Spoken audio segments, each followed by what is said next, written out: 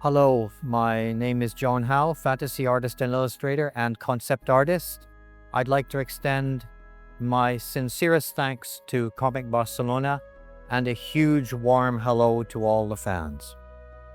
It's very clear that fantasy is part of an entertainment system, but then on the other hand, when I come to events like the one here in Barcelona, I see so many people who are just thrilled, enthusiastic, passionate, and happy to share what they love. And to me, that's already something extraordinary. And I think that fantasy also has a role to play in a deeper sense, in that it's there to propose things. It's the world of what if. What if things were different? And because it's wrapped in a story, people will read it, but still understand.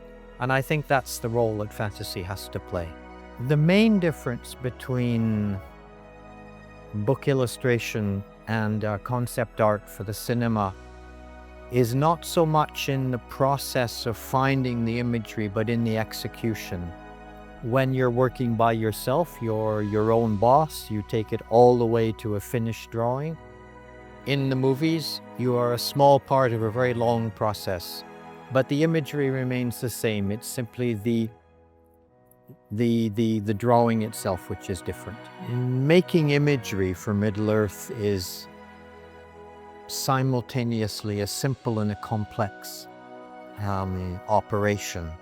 It means remaining faithful to the text, but also taking advantage of those things that the author does not tell us in order to bring in something personal. And it is a vast world, and it's very, very exciting to explore. Whatever the case, an original text deserves absolute respect. So one must not betray the author's original intent. On the other hand, if there's a point of contact between you and the author, then the inspiration comes naturally and images appear. And Tolkien is a wonderful author because he writes in pictures.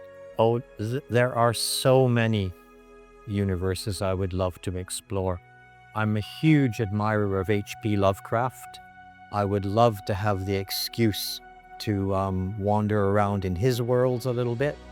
Many, many authors from earlier on this century, plus the classics, of course, plus so many worlds of myth and legend which I would just be dying to explore, and of course my own.